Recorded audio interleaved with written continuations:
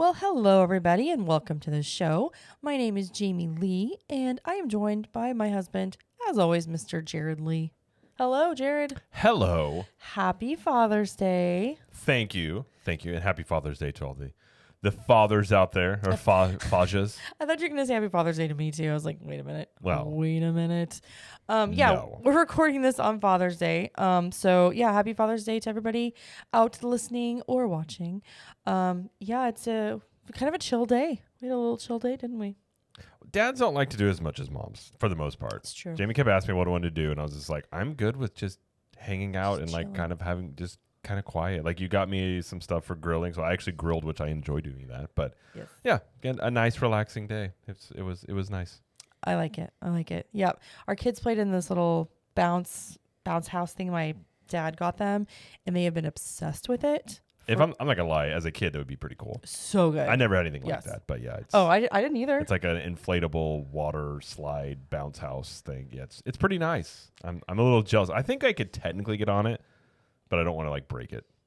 Yeah. I think I can make it work, but Well, I asked my dad. I was like, you did you get this kind of stuff for us when we were kids? He was like, I'm sure I did. I'm like, you don't even remember. but I don't think they had stuff like that when we were kids. That on that level. No. I mean, this would be late 80s. Right. I think this is Yeah. stuff that like back then you would have had to have rented an entire Mhm. thing versus like, cause it's like the same concept of renting one. Yeah. It's just miniaturized. So it's Yeah. like, it's got a blower and everything. But yeah, at my childhood, I was like, I would have really enjoyed that, but now our kids Same. get to, but yeah, it was nice and Yeah. grilled out. And, I would have went golfing except for it's like 98 degrees here and I didn't really feel like golfing. So I understand that. Yeah, it's pretty hot. that's it the is thing June too. in Florida. When it's really hot, you're just like, I would just rather stay inside. We tried to go to Waffle House, but that was really busy. We did And then our try. daughter finagled your dad into going to IHOP because she likes IHOP, which The tiniest. I didn't know it existed. IHOP. We've driven by this place numerous times. It's a Days Inn, not a really nice Days Inn, No, that also has an IHOP in it. And I was like, I did not even know that was there. not at all. It has been there the whole time we've lived here. And it was the smallest IHOP I've ever been to, but it wasn't too bad. Like it kind of had a Waffle House feel because it was small and it was like, I felt like it had that vibe, like that sense of danger at any moment. Well, it was funny because when we walked in and we told him we had 6, he just kind of pointed to this booth like, that's all we got. Yeah. They had tables of 4 and they had these longer booths, and he was like, this is it. This is what we got. Sorry. Yeah. I was like, okay, So got it, bro. that was the Thanks. fancy Father's Day meal. It was great. It Yes. was actually pretty good. It was good. It Yeah. was very nice. But But I always ask a question at the beginning of these episodes, so I will go ahead and do that. So here's my question to you, Jared. What is where, in fact, is the best nap spot at Universal? If you had to pick one of just one of the parks, where would be the That's- best nap spot, or a couple of places maybe? like for an adult or for a child? For either. Let's just say adults. Let's say you're just really tired, need a little break. Like, where would you take a nap? I mean, I guess the spot that would, and it's kind of a sad thing, but I guess would be over there by Fear Factor in that little area. Because I know when our kids were little, when they were taking naps, this is where I would take them. Yeah, because it's kind of a 'Cause wait. it's secluded. Because Because the only thing back there is it's on the right side of Diagon Alley, but it's not high traffic there. You just got some bathrooms right over there, so it's not a lot of stuff going on. That's a good one. Yeah. That's a good one. I was also thinking maybe if you had a kid that was needing to nap, like one of the lounge, like the AP lounges, if you're an annual pass holder. Yeah, one I at mean, Toon it's Lagoon air would work. conditioned and stuff. Uh-huh. Yeah. But yeah, that's a good one. I don't think I have another better one. I think if you did like Diagon Alley every 10 minutes, you're going to get the dragon yelling at you. Like, that's a terrible spot. Yeah, that's not the best one for napping. No. Yeah. Or like one of the shows, but like not the Born, what's it called? Spectacular Yeah. show. That one is highly entertaining. I would never fall asleep in that one. No, we actually watched that show. We were at Universal this past weekend, and I think it's my 4th time seeing that show, and I still contend it is one of, if not the best stunt show I've ever seen. It's so good. Like it's consistently very good. Although this Yes. time there's usually a scene where a guy or a couple of guys fall like from the top down into like, padding and things. They didn't do it this time, so I don't know if maybe the guy that normally does the falling wasn't there, or that it's probably like, every ride has like a B mode. I'm assuming it was the B mode for that show, but still, it was a great show. Well, if we do it again and they still don't do it, then maybe they took it out. It's so cool though. It is so cool. Like I hope somebody didn't get hit. I think we would have heard about it though if somebody would have got hurt. I don't know. I don't know. But or maybe they got hurt in practice. But yeah, either way though, great show. Yeah. Well, we have some news we're going to talk about today, but the I like to call it the meat of the episode, the entree here. We're going to talk about the Epic Universe Preview Center, which we got to see this past week, and also Sensational, a symphonic spectacular lagoon show. And that was brand new. So we're going to talk about both of those things and a little bit about DreamWorks Land because it officially opened as well. So we're going to talk about all of that. But first, we have some housekeeping things we want to get to. Take it away, Jared. I need a sound of the housekeeping. I'm going to get that and use that on the soundboard. It would be really good. Yeah. Yes. Yes. Housekeeping wise, if you're watching us on YouTube, you should. If you're not, you should. And if you are, thank you. It's over at CTM Podcast on YouTube. You can check out video versions of the show, including show clips and reels and all sorts of things there. Shorts. I think it's shorts is what they call them there. Again, you catch that at CTM Podcast. I just ask you to like this video, subscribe to the channel if you wouldn't mind. If you're listening to us on the good old-fashioned audio podcast form, whatever platform you listen on, if you would mind just subscribing there and leave us a review. We would greatly appreciate that. And if you want more content, or if you want to contribute to the show and anything like that, you can head over and join Club 32. And that's our private group where we have additional content like Cool Kids Kitchen, once a month live stream. We have the upcoming Clubhouse show where the Club 32 members become part of the show. We have the Club 32 show every Tuesday. We have 25% off of CTM apparel and 1901 Candle Company products, a private Facebook group, a private podcast feed, music loops, all sorts of stuff, meetups. So if you want to join there, you can go to ctmvip.com, and we have monthly or yearly options, and you can even do a free trial if you want to try it out for yourself. So again, if you want to go there, ctmvip.com is where you go for that. Thank you very much. You're welcome. All right. Well, let's get to some news. Just a few things we want to talk about. The first one is the All Hallows Eve boutique has been transformed into Monsters Hideaway. Yes. So this store is in Islands of Adventure, just outside of Hogsmeade. It is Polynesian themed, with the store being the setting of a Laguna Lounge, and classic monsters are basically just hanging out there. So lots of monsters stuff and Halloween Horror Nights merchandise. Yeah, it's interesting. It's like retro Polynesian, and there's like a bar set up. There's like tiki merch. I like you have Frankenstein's monster just like sitting there like just hanging out. It's super weird. I like the idea of it because there is I can't remember the author, but there's like a comic book or I think a comic book series of like monsters, but in like a tiki format.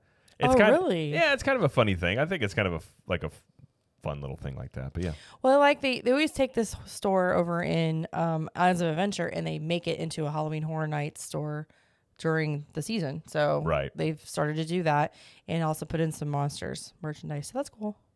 I have a feeling they're going to do much more monsters given Epic Universe coming up. Oh my gosh, yes. So if you're in Islands of Adventure anytime soon, check that out. So. Yes. Second story is that we have another house announcement for Halloween Horror Nights 33.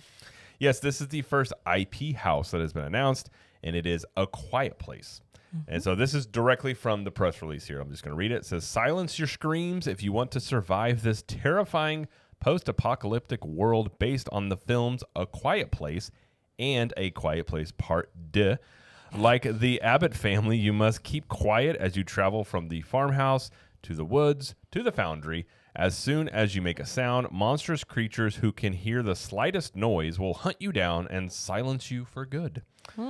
Fans will relive the tension that will come to life in the iconic scenes from the first two films, including traveling through the farmhouse that serves as the Abbott family's shelter and stepping into the root cellar where Evelyn Abbott escapes to give birth as one of the creatures closes in. The snarls of the larger-than-life predators will follow guests at every spine-chilling turn, and guests must remember, if they hear you, they will hunt you. So I am very intrigued by this house because I'm wondering how they're going to do this. Everybody shut up. So are they going to have music playing? Or is it going to be like a low hum? It's a good. It's an interesting question because I haven't seen these movies. I know of them. Like I know of the idea of them, which I felt was very like. I think the first one, because I think in this Emily Blunt and John Krasinski. Yeah. Yeah. Good old Jim. And in I think the first one that she's pregnant and then has to give birth, which, and if you're in a scenario where, I know they mentioned it here, but like where you can't make noise, like obviously that is a whole other level of like, I don't even know what you'd call it, tension. Yeah. I don't know if it's fear, but yeah. Absolutely. So it's intriguing. I don't know what happens in these movies or anything like that, but I am curious as to the whole concept is making noise. They're going to get you. How does that work in a house, Oh, it's going to be terrifying. I'm actually really excited for this one. So, I think we have 8 houses announced now. Is it 8? Yeah. Yes. So we got 2 more announcements coming anytime, I would think. I mean, the first Halloween Horror Nights is August 30th. Okay. What are your predictions? I mean, do you have a prediction on one that you're... Ghostbusters. Yeah, I think Ghostbusters and I think Five Nights at Freddy's. Yeah, those are I the think two so too. I think that... I've heard rumblings of both, and I think like I would love a Ghostbusters house. Same. Like I remember as a kid, like I liked the Ghostbusters movies, but I was more as a kid. I remember I always loved the thing that they caught the ghosts in. Yeah. I remember I had the toy you step on, you would pull them in. I don't know what it was. I loved that whole contraption thing. Yeah. But yeah, I think a Ghostbusters house would be awesome. I think Ghostbusters, if I had to guess, I think Ghostbusters will go in the same place that Stranger Things went in. And I think A Quiet Place is going to go in where Last of Us went in. Yeah, I could see that. Because if they do Ghostbusters and both those Quiet Place, they will separate them in the other ends of the park. Right. And they have stay and scream areas for the biggest one. So you just kind of have to choose which one you want to do. Yeah.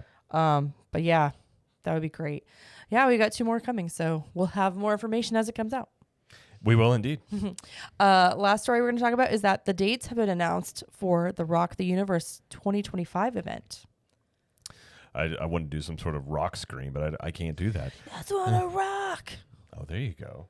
Is that I don't know. That I was thinking of Eddie Van Halen. Not Eddie Van Halen. What? Pardon me. Pardon you. Sammy Hagar is who I was thinking of. I only know that because my dad loved Sammy Hagar. Anyways, yes, this will be going on January 24th through 25th.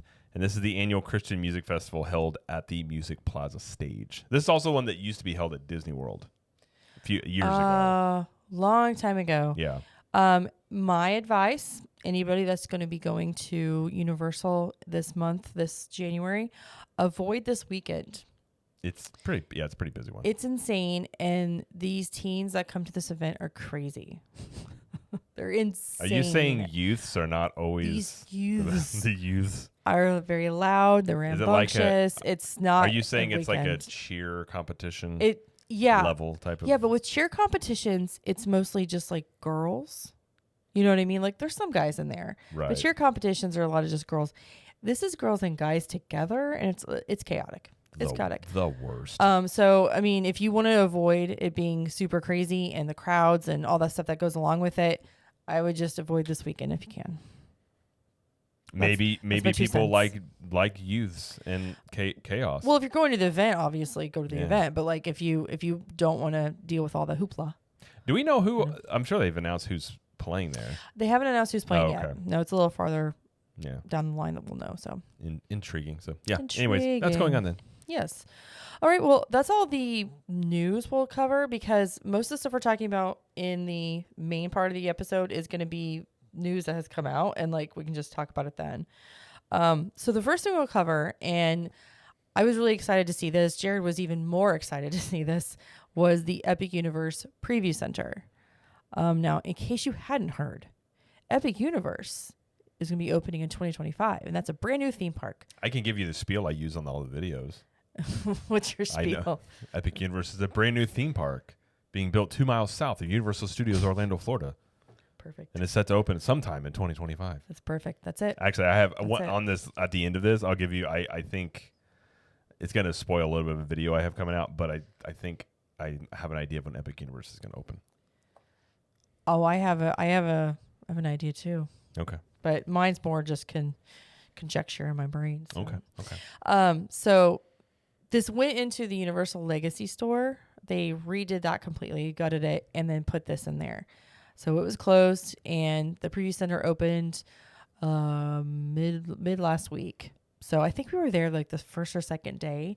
So it was brand new opened. We didn't get media invites. We did not get no, we're a show of the people. Okay. Show of the we get to see things when you guys do. That's right. And I actually kind of like, honestly, I like that. Yeah. That's right. I really do like that. I don't know. I'm not even being like facetious. I like that. I like being of the people, but it'd also be nice to like have a little preview. Nope, we're the people's champ. Oh, we're the people's champ. All I'm right. gonna wear that. I'm gonna get a belt. What's this? I don't know if it's champ. You are randomly talking. Let's talk about the preview center. So, sir, can you tell us what's in the preview center? I can do that, ma'am. So, in the preview center, the main thing here you're gonna find is a giant model of the entire park. It's huge. I would guess 20 feet by 20 feet. Yeah. I would roughly say that's about the size of it. It's the same one they used in the first video they released where they had the fly-throughs of it. I believe it's that model. Okay. Very detailed. And if you've seen renderings, if you've seen concept art, it is like it's impressive. that is the park like on that thing. So the model, now some stuff about the model itself. It took 9 months to put together and it cost about $1 million. $1 million for this model. That's insane. Pretty wild. 17 people, including scenic and makeup artists, put it together. The model shows all the lands, the spacing, and all the details. You can download an app when you get there. You have cast members will walk around a QR code, and they have little things put up. You can also just go to the App Store. It is the Epic Universe, I think, Preview Center app. Yeah. You download it, and then there are parts where you open the app, and through your phone, it'll show you augmented reality things like the coasters moving or people doing things or fireworks. Like it has little animated aspects to it that you can see on your phone, which is pretty cool. And it'll have a little thing. It has a little signage on the model that says like AR. Where to go and to get. Yeah, but you can pan it all around and it'll do the whole thing. I thought that was a nice touch. It just makes it seem more alive. So I liked that. So I'm always looking at the construction photos and all these things like that. So I'm very familiar with it. But even looking at those, a lot of times I kind of lose a sense of the scale on some of this stuff. And the thing that's really stuck out to me on the model was the sheer size of the Ministry of Magic ride building. Now, this has been unannounced. We do know it's Wizarding World Ministry of Magic. We do know that. But the ride in there presumably is based on Ministry of Magic, but they haven't said any details about it. So the rumor is that this is an elevator type of ride. We don't know anything else. The show building is huge. When you look at this model of it, and if you're watching us on YouTube, I'll have clips up showing all this right now, but massive. I was just like, okay. That struck me too. I saw it and I was like, oh my gosh. I mean, it makes so sense big. if you look at the size of it. That's why there's only one ride going in that land and not, I mean, the other ones are getting at least like 3 for the most part. Or at least 1 or at least 2. Yeah, they're getting 1 here in the theater show. But that was one thing. But yeah, so Interesting. It's cool to see that. And then what struck me is it cost $1 million, but like it was not behind any sort of protective glass. It was just there. Like you could touch stuff if you wanted to. Yeah, that's what. Yeah, exactly. I know. Yeah, which I like because I could get some cool shots of. I took some pictures and some video clips of it and things like that. But and also like being able to see the size of Helios, the hotel. Yeah. And how big it is, even compared to the park. And I was like, oh, you're gonna get some great views of that park. From that hotel. If you're high up enough, I will say the thing that I'm very curious about Helios, and I've talked about this in the videos, is if you look at the pool and recreation area of that hotel, it is literally right outside of Dark Universe, and it's right by like the bus, basically the bus transportation areas for the hotel, like where people get on and off buses. Wow. I'm very curious as when you're there, what are you going to be able to hear that stuff? I mean, both Universal and Disney are very good. They are very good about keeping sounds like agreed. Separated. And I'm not saying they can't. I'm just curious how they're going to do it. And are you going to be able to hear the pool area when you're in the park? Like, you know what I mean? Stuff like that. Let me ask you something. When we're like at Cabana Bay, let's say we're in the parking lot right outside in like the tower before you even enter the park. Can you hear the music? You talking about for Cabana Bay versus in Cabana No, Bay? you can't there. You can't. No, but again, this is much closer to even that. I think. Well, we'll have to see. Right next to each other. Yeah, so but no, I'm curious about that just because of just how close it is. But Because I've never seen a hotel be that close to in park. It's one thing to be near the entrance. Like this is right next to a land. But yeah. Yeah, but it was nice to get an idea of the spacing and everything of how things are going to be laid out. Because yes, you can look at maps, you can look at, the flyovers that they've done on the website and everything. But to actually see it laid out all at the same time is very helpful for my brain. Right. So I appreciated that part. Yeah, I mean, you'll also notice on there the sheer amount of trees. Like they are not lying when they talk about. They've said many times when you put the park back into theme parks, like there are a lot of trees. And if you look at the construction progress, they're planning every time you check in on that thing. There's more trees. Yeah, yeah. I appreciate the detail. Looks great. So they also had in there the portals. So it was like miniature. Yeah, in the store. Yeah, like sort of miniature versions of each land that you could take a picture of. And they had concept art in front of it. They had merchandise in there. Each land has its own merchandise. I feel like the most was from Super Nintendo World, which makes sense because it already exists in other parks. So I would say it's the IP that has the most. Yeah, I think they're going to sell the most Super Nintendo World merchandise in general. But yes, it did. And you got to think too. A lot of that stuff they probably currently sell out in Hollywood too. That's what I. Yeah, that's what I meant. Yeah, they probably brought some of that over, but. Yeah, they had the most, and then you could get, Epic Universe shirts and mugs and shot glasses and blankets and pillows, all sorts of stuff in there. Yeah, it's like one-stop shop right now. Yeah, I mean, the main thing being, I think, the model. And I think it's for them to just really, I think people know about it, but again, hyping up that this thing is coming. I think that's you're right there on City Walk. Everybody can see. It's like that foot traffic spot for it is perfect. Oh, yeah. I mean, everybody's going to, whether you go to Islands or you go to Studio Side, you're going to walk right by that thing. I think a lot of people may not see it if you're coming in and going directly to the right to go to Universal Studios Park. They may not see it immediately, but coming from there, yeah. you're going to see it right there. For sure. I'm very happy to see it. I'm happy to see the model and all the merchandise.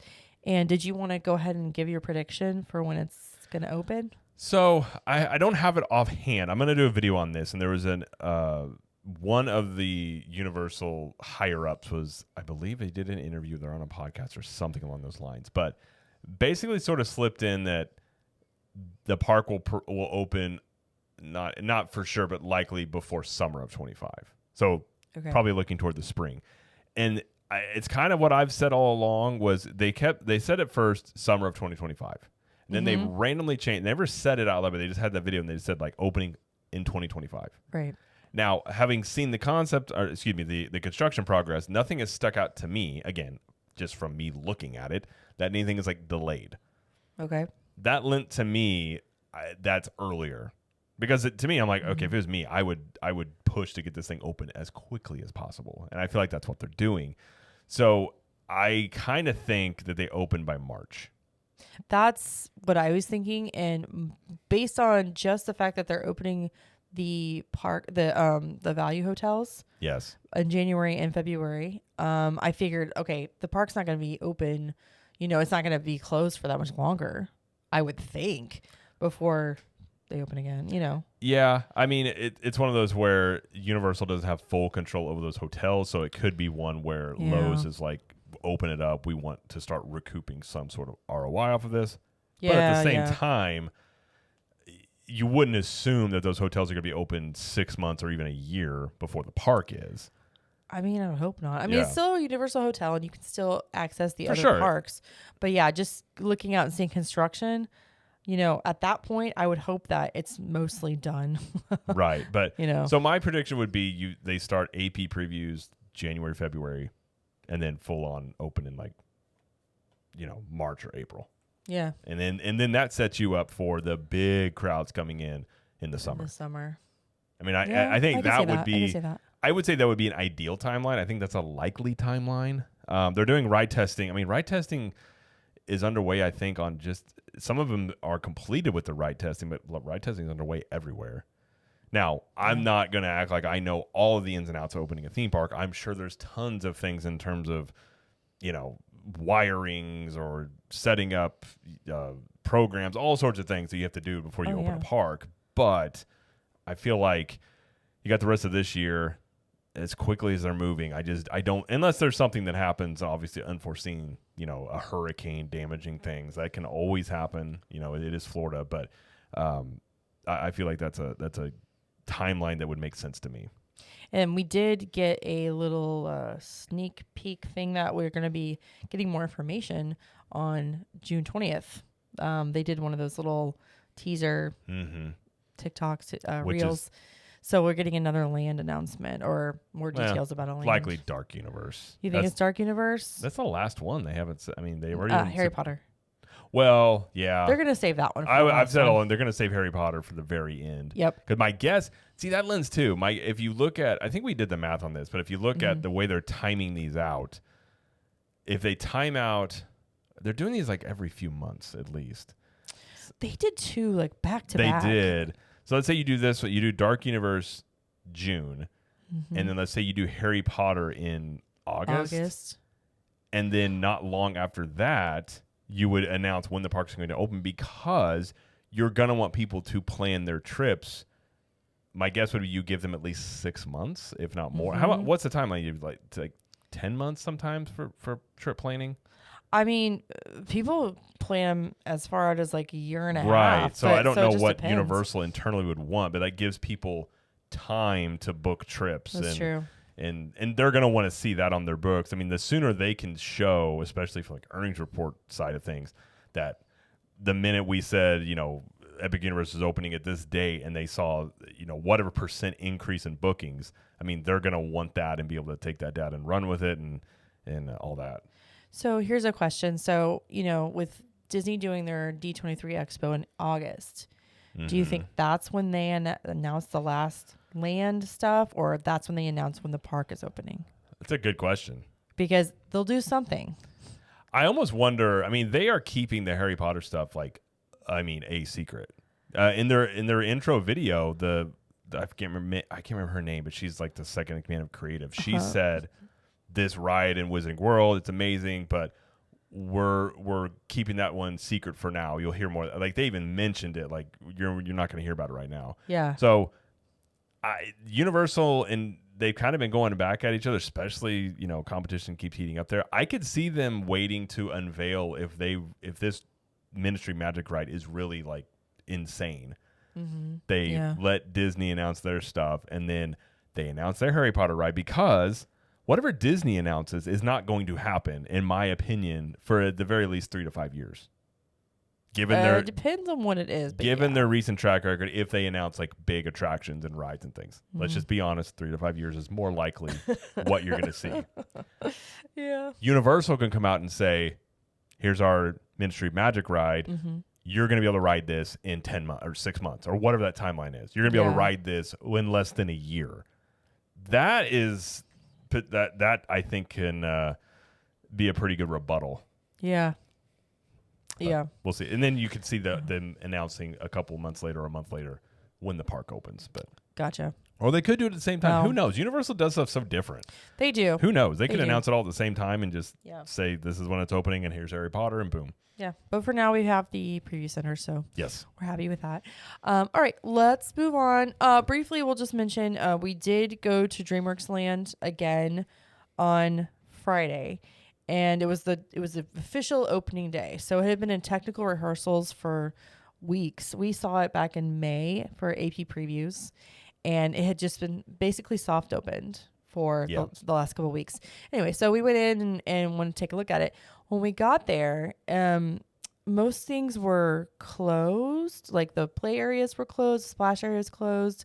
The meet and greets weren't meeting because it was starting to rain. Well, there was lightning in the area. There was lightning, yeah. So roller coaster was down as well. So we really didn't get to do much. We did get the Bro Zone cone over at Troll Streets. That's the huckleberry flavored soft serve cone, and we all enjoyed it. We had blue mouths. It does give you a blue mouth. That's true. But that was good. But we did go into the Kung Fu Panda training camp area, and the kids did get to do the Po live show the whole way through. This is the Turtle Talk with Crush like show they do at Epcot. It was like that. But they really enjoyed it. It was like learning how to do like kung fu moves. Both of our kids were really into it. It was really cute. Yeah. And then we also watched the Imagination Celebration show again. That's the show in the land. And, we've seen it before, but it was great again. Loved it. And then when we came out of the show, it poured. It poured real bad. I will say the play area for the littles in there is a great place to hide from the rain. Great place. Yeah. Great place. But yeah, so we kind of had to skedaddle out of there quickly, and but we did get to see it again, and I'm sure we'll go back soon with the children. I just want to point out, I liked, this is more about Universal. So we're walking out of Kung Fu Panda, and we see two Universal creatives walking in. Oh, yeah, that's right. And you can tell, and mind you, this is opening day, and I see them talking. And Jamie, what did you hear them say? Because you talk about that, and then I'll talk about why I think this is really important. I'm paraphrasing because I can't remember exactly, but it was along the lines of, what more can we do here?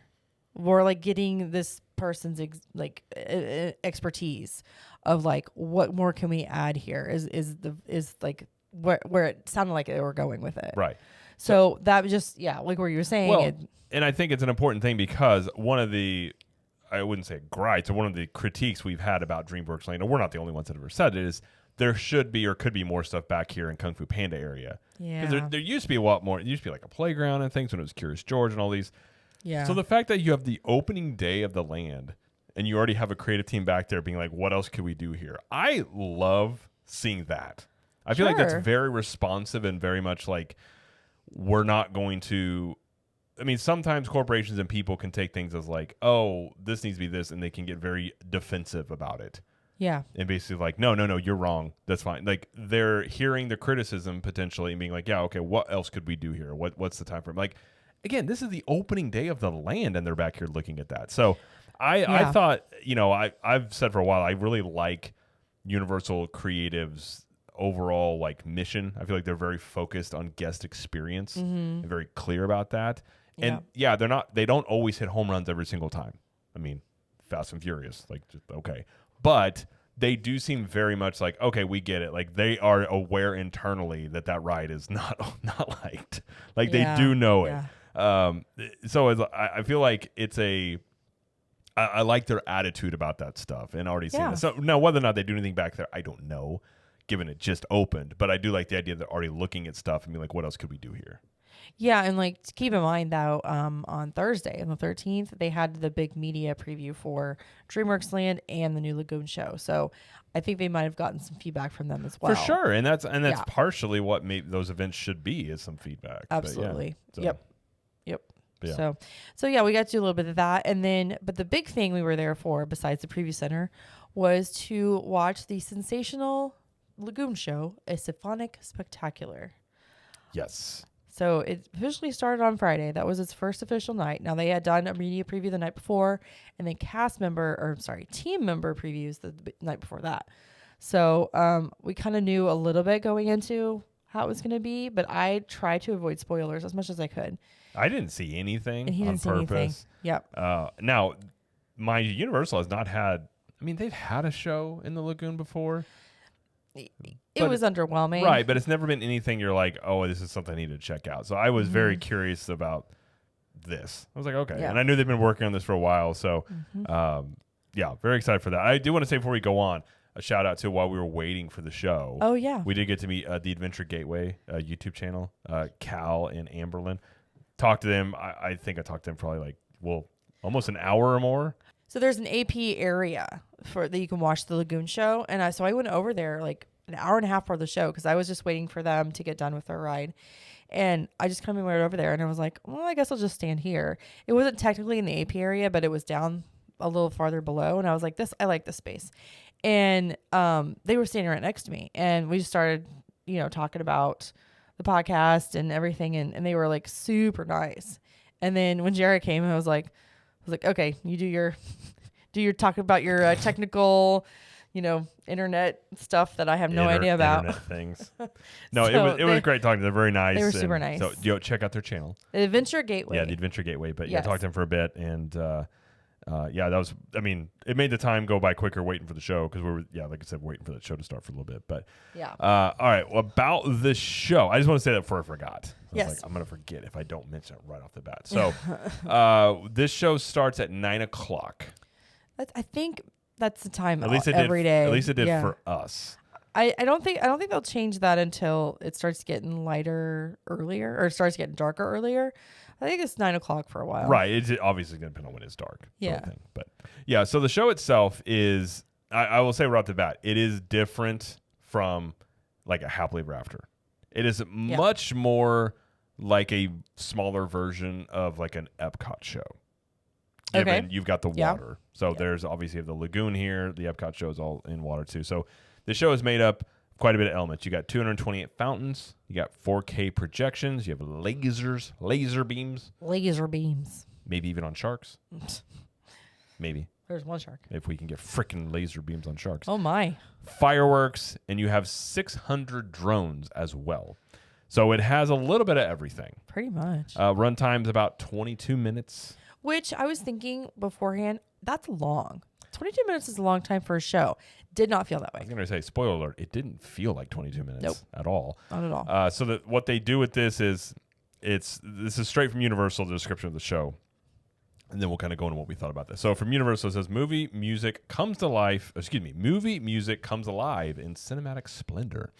Be swept away on a cinematic journey for your senses with stirring film scores and dancing fountains. Relive your favorite movie moments through powerful soundtracks that evoke the mystery and magic of Harry Potter, the pulse-pounding excitement of Jurassic World, and the gripping suspense of Jaws. And this is select nights going on through August 25th, which I really hope this goes on. Now, I'm sure they're going to pause this because of Halloween Horror Nights. I really hope and anticipate this goes on after Halloween Horror Nights. I really hope it returns in November. I really do. It would be tragedy to just have it for the summer. We'll wait for our takes. Not that we liked it or anything. Oh, sorry. But we're just saying, Sorry about that. I don't think much of a spoiler at this point. Yeah. What are some of the IPs in the show? So, the whole show takes certain IPs and basically features them for like a minute or two. The main ones are the ones I can remember: Jurassic Park, Jaws, Back to the Future, Harry Potter, Minions and Despicable Me, Trolls, Ghostbusters, E.T., Fast and Furious briefly, Family, Transformers, Super Mario Brothers, How to Train Your Dragon, Universal Monsters, King Kong, and The Mummy. I think that was all of them. I think I got them all. Pretty sure. But yeah, quite a few that they, featured. Mm-hmm. And the music was really good. Very little narration. They did a little bit, but it was more like appreciating the music in the movies and how it tells the story within that. I mean, like that's what it was about. Well, the narration was at the very beginning, none in the middle of it, and at the end. So that, very little of it. I mean, little. I'll be honest. I love this show. I cannot explain how amazing this show is. I didn't have really any expectations. I didn't know what to expect. Again, because Universal's, I've said this for a while, they've always lacked a nighttime show. But it's like I felt like it would be a great thing for them to have, and I know Epic Universe is going to have a big show with fireworks and projections, I'm sure, and all sorts of things. But you're always just like, sometimes when you're just in Universal Studios, like you're just like, okay, the park's closed. Like you're just sort of like, I guess we'll all meander out of here together. Yeah. And so I didn't know what to expect, but you obviously have these IPs with iconic soundtracks, which lends it right away to like nostalgia, especially like the Back to the Future part. The Back to the Future part was awesome. Fantastic. And I knew like we had heard from internal, like they had a couple people like fought for that. They wanted the Back to the Future in their, and the way they did it. Can I tell the story? Yeah. It's my favorite movie. Okay, so Back to the Future is featured in it, and people were excited to see it because the crowd was like, woo. Mm-hmm. Yes. There's a specific effect that happens, and I don't want to spoil it. But the Universal creative team, somebody, I saw it on Twitter, he said that he worked on this specific effect for a while, and he had to, like Jared said, he had to fight for it because it was technically really difficult to do. But as a Universal and Back to the Future fan, I was like, oh my gosh, thank you, because it was amazing. It was one of the better ones. The other one, like the Jaws segment, was really good. Gosh. But And this one, it's It was also great. it's a mix that also is like, have you ever seen Phantasmic over in Hollywood Studios? How they have the water that sprays with projections on it. Yes. They had that going on, but the projections were much better. And Yeah. I mean, obviously it's a newer thing, so it's like they were 4K like on the water, and they also Yeah. had projections on the buildings behind it. That was awesome. So you had two different projections going on, Yeah. plus you had a little bit of, there weren't much in the way of fireworks. Some fireworks, Little not bit. much. So Little bit. it's not, I wouldn't even call it a fireworks show. There was a couple of things here and there, but it's definitely light on the fireworks.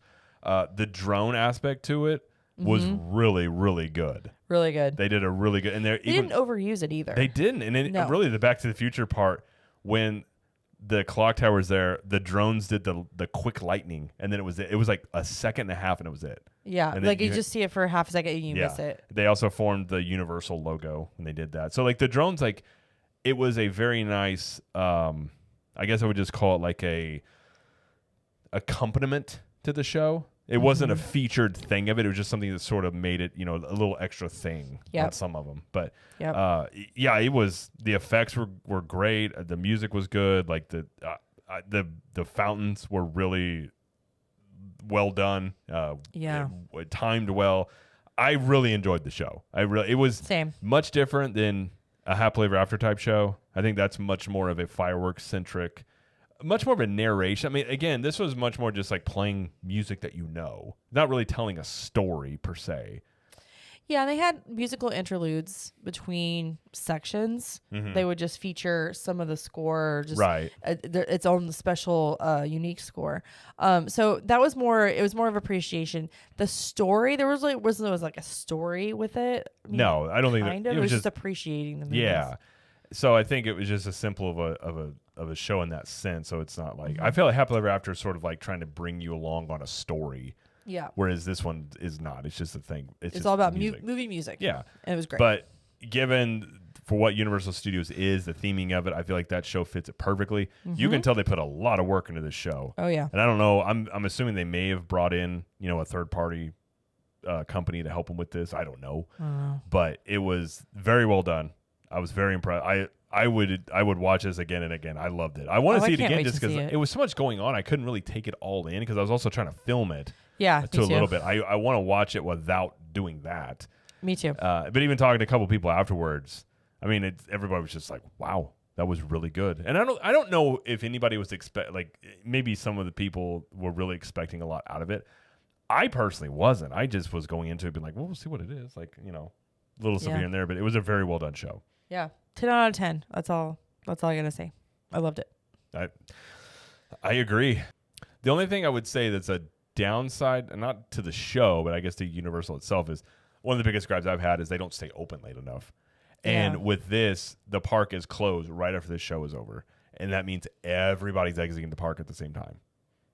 So you have a mass of people leaving the park. Now, luckily for us, like being Premier Pass holders, we did valet. And valet's included in your Premier. We're not really fancy people here. Not fancy. Nope. But it's included. I think we didn't have to wait very long. The valet moved very quickly. Yeah, so that was nice. But you did when you're leaving. And if you're watching on YouTube, we'll show the clip right now. But there's a mass of people leaving after that show. So I would like it if Universal was open maybe even like an hour after the show, because I think a lot of people would just stay in the park to ride stuff. And then you wouldn't have this mass, as many people leaving at the same time. Maybe they will later this summer. I don't know. I keep wondering if once Epic Universe opens, maybe they increase park times all over the place. Because I don't imagine Epic Universe is going to be closing at like 7 o'clock. I mean, that's my biggest gripe with Universal is the fact they close so early. Yeah. I don't like it at all. I don't like it at all, but, I can't do anything about it. So the only downside is that part of it. Yeah. But if you're looking to leave kind of quickly, like, yeah. But, yeah, so obviously we recommend the show, so you definitely should go watch it if you have a trip coming up this summer. Best place to watch it is where we watched it, Central Park, that little overlook area.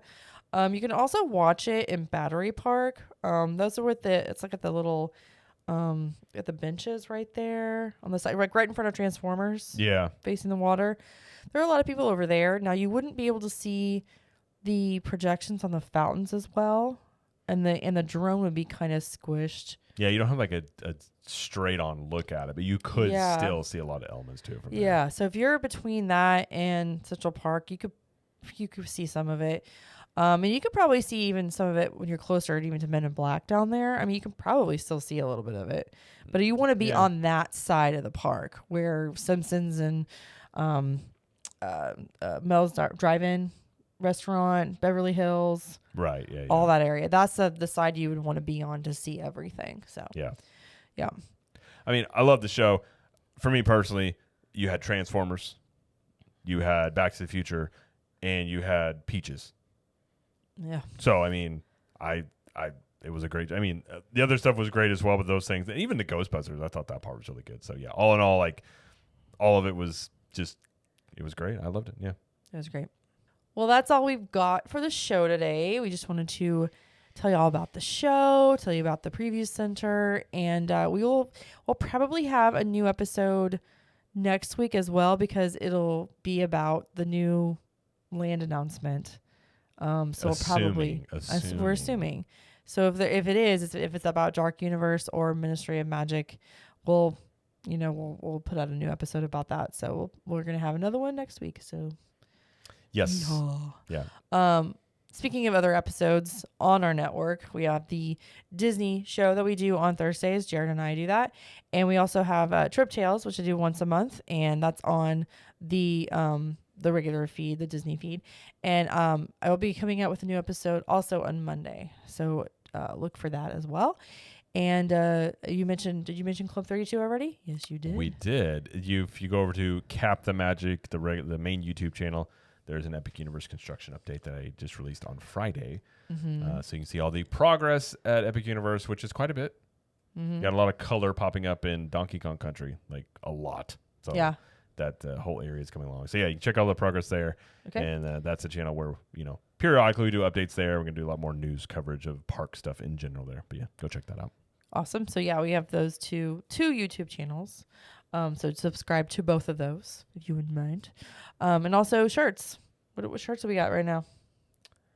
Yeah, I mean we're gonna have some new Universal related designs coming up very soon. We do have a new Hagrid's. Well, technically not Hagrid's for IP purposes, but it's a magical motorbike shirt you can check out. But if you want to check out, we've got a bunch of wizard shirts and theme park shirts you can check out there over at ctmapparelco.com. And if you're a Club 32 member, you get 25% off. But if you're you're a listener, you want a shirt, you can get 15% off if you go over there and just use the promo code Universal, and you get 15% off there. Perfect. All right. Well, thank you everybody for listening or watching, and thank you, Jared, for everything. You're welcome for everything. Everything, including being a good dad. Thank you. Father's Day. That felt genuine. I mean it. I mean it. It was corny, but I mean it. Okay, thank you. All right. And as I always like to say, we will see you in the parks. Bye.